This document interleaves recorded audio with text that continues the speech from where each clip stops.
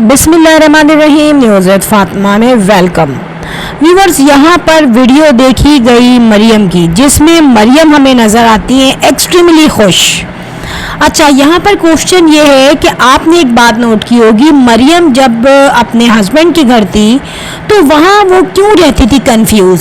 वहाँ वो जस्ट अपना वीडियो बनाती थी, उसके बाद जब वो अपनी फैमिली में बैठती थी वो हमेशा से नर्वस होती थी और कुछ बोलना नहीं चाहती थी, जिसमें वो चचा मियाँ कहते थे कि आप तो बोलती नहीं है, अपनी वीडियो में तो इतना बोलती हैं, मेरी वीडियो में बोलती नहीं है।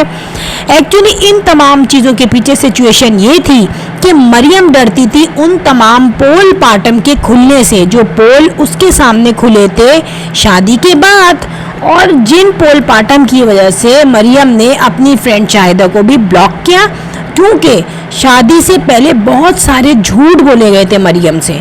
देखें, यहाँ पे नो डाउट मरियम इनकी दूर की रिलेटिव है, मगर जो चीज़ें करीब की बहन और खाला को पता होती है वो दूर के रिलेटिव को पता नहीं हो सकती, और वो चीज़ें मरियम को पता चली अपनी शादी के बाद। यहाँ पे इज्जतमंद कौन है? इज्जतमंद वो है जो खामोशी से तमाम बातें सह रहा है, पी रहा है, सफ़र कर रहा है एक मुश्किल टाइम से, लेकिन कुछ बोल नहीं रहा। यहाँ पे इज्जतमंद वो है जो इज्जत से अपना सामान मंगवाया, खामोशी के साथ माँ को भिजवाया, बग़ैर किसी वीडियो बना के, बग़ैर किसी व्लॉग बना के, बग़ैर किसी न्यूज़ को अपडेट करके उसने अपना सामान मंगवा लिया सब। जाहिर है माँ सामान ले आई जाके, और यहाँ पे ना कोई लड़ाई हुई ना कोई कमेंट्स आया।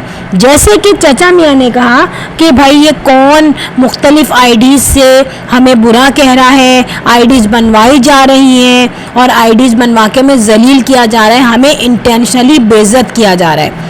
तो मैं बताऊं, यहाँ पे मरियम को कोई ज़रूरत नहीं है कि वो आईडी बना के आपको बेइज्जत करे, आप पहले ही बहुत बेइज्जत है अपनी हरकतों की वजह से।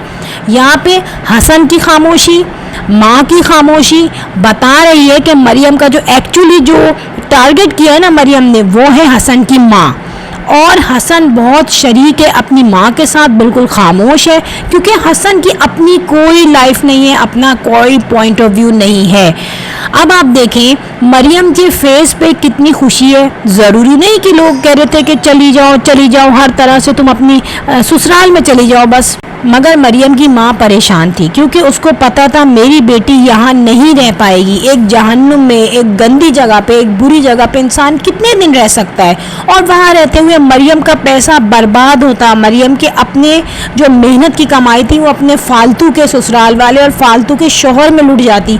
तो बेटर हुआ कि मरियम इज्जत से अपने घर वापस आ गई। अगर यहाँ पे हुआ क्या, यहाँ पे आयशा को बड़ा गुस्सा आया था, क्योंकि आयशा का प्लान था कि मुझे तो एक बड़ा रूम मिल जाएगा, मरियम की जगह भी मुझे मिल जाएगी। मगर जब मरियम वापस आई और आयशा का ड्रीम टूट के चिकनाचूर हो गया, तो आयशा ने बहुत मिसबिहेव किया मरियम से, जिस पे उसने डायरेक्ट ऑनलाइन उसको जो है सबके सामने तंज और ताने मारे कि मेरी जो पसंद थी वो हमेशा एक रहती, ये नहीं कि पहले मैं बोलूँ हाँ मेरी पसंद है, बाद में मैं बोलूँ मेरी पसंद और इसकी पसंद में डिफरेंस है। भाई जाहिर है कोई ना कोई ऐसी बात है जो कि मरियम नहीं बता रही, कोई हस्बैंड वाइफ की कोई बात है, कोई प्राइवेट कोई ऐसी बात है जो कि मरियम इसको एक्सप्लेन नहीं कर पा रही।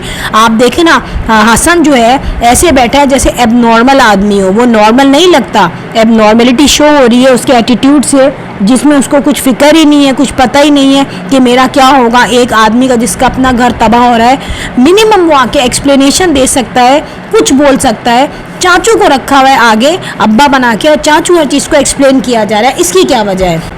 मरियम की वो माँ जो कि मरियम की शादी के बाद थी बहुत टेंस, आज वो क्यों है नॉर्मल? आज उनके चेहरे पे आपने देखा है वो जो टेंशन थी वो रिलैक्सेशन की शक्ल में चेंज हो चुकी है।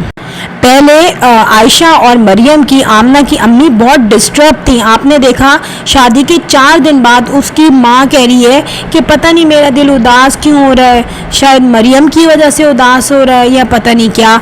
देखिए माँ तो माँ है।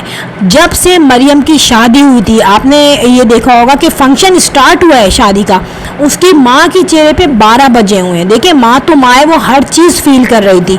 और ये तमाम जो एक पट्टी चढ़ी हुई थी आंखों पे मरियम की, मैं ये तो कहूँगी डेफिनेटली वो पट्टी सबको नज़र आ रही थी, आमना को, आयशा को, तमाम बहन भाइयों को, लेकिन वो मरियम की ज़िद के आगे खामोश थे।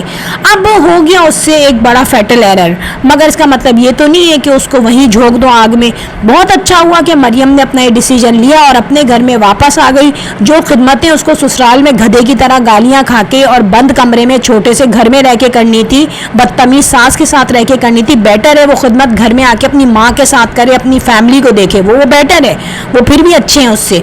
तो यहाँ पर मैं नोट कर रही थी एक बात कि आयशा को बुरा तो लगा था बहुत मरियम का वापस आना भी, हालांकि ये नहीं सोच रही थी कि मेरी बहन है, मिस्टेक हो गई, इट्स ओके, लेकिन अब तो वापस आ गई ना, मैं उसे क्यों टीज करूं। ठीक है, सिर्फ कमरे की जगह पे तो बहन ही है ना तुम्हारी, कोई अननोन बंदी तो नहीं है।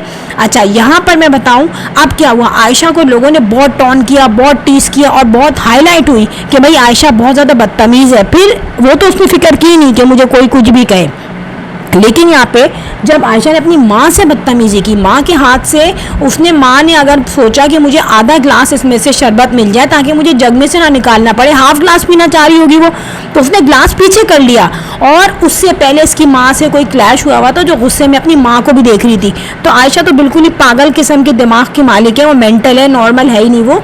और जब उसने देखा कि मैं इतनी जलील हो गई हूँ, अब मुझे कहीं स्पेस नहीं मिल रही, जबकि आयशा अगर अपनी खुश अखलाकी और कॉन्फिडेंस से रहे तो इसका चैनल आगे ग्रो कर सकता है, लेकिन ये चाहती नहीं है कि इसका चैनल आगे ग्रो करे। वो ये चाहती है कि बस मेरी फितरत जो है ना उससे मैं बाज ना आऊँ, और वही हो रहा है, उसी का रिजल्ट सामने आ रहा है। अच्छा फ्रेंड, यहाँ पर मोमिना की तरफ हम आते हैं। मोमिना की तरफ से 99.9% गुड न्यूज़ है और definitely Momina is going to be a mother now, कुछ अरसे बाद, मुझे ये लग रहा है सिंपली। और इन्होंने इस बात को भी हाइड किया हुआ है, जाहिर है अपने पर्सनल बातें होती हैं, लोग उसको हाइड करके रखते हैं, लेकिन अब सोचना है कि मोमिना ने जिस तरीके से अंडर प्रेशर रखा हुआ है आयशा को, और आयशा को पता है कि भाई मैं कुछ हुई नहीं, सिवाय अकड़फूँ करती हूँ, बदतमीजियाँ करती हूँ, कुछ भी नहीं करती। आपने देखा मरियम बेचारी कितना काम करी अपनी माँ के साथ। देखिए, अगर आयशा को कोई बीमारी है ना तो वो अलग है, लेकिन बीमार शख्स इस तरीके से जो है फिट नहीं बैठता, वो बेचारा लेटा हुआ होता है, वो लोगों के सामने हम्बल हो जाता है कि यार मैं बीमार हूँ, मुझे दुआओं में याद रखो। लेकिन आयशा बहुत ही ना उखड़ मिजाज है और बदतमीज़ है।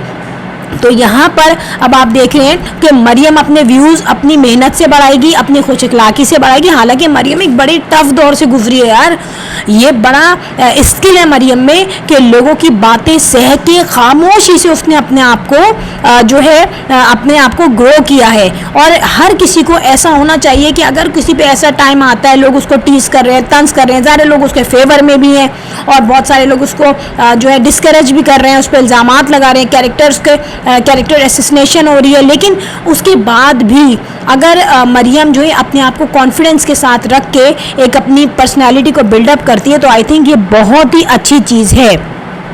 इसके रिजल्ट में मैं बताऊं कि बहुत बेटर है कि मरियम अपने घर आ गई, वहाँ कोई चैनल उसका ग्रो भी नहीं करता, वहाँ ठुड्डे खाती रहती, बहन पे पैसे खर्च करती, सास पे पैसा खर्च करती, टकले चचा पे पैसा खर्च करती, हस्बैंड फालतू है उस पर पैसा खर्च करती और जलील होती रहती और जलती रहती।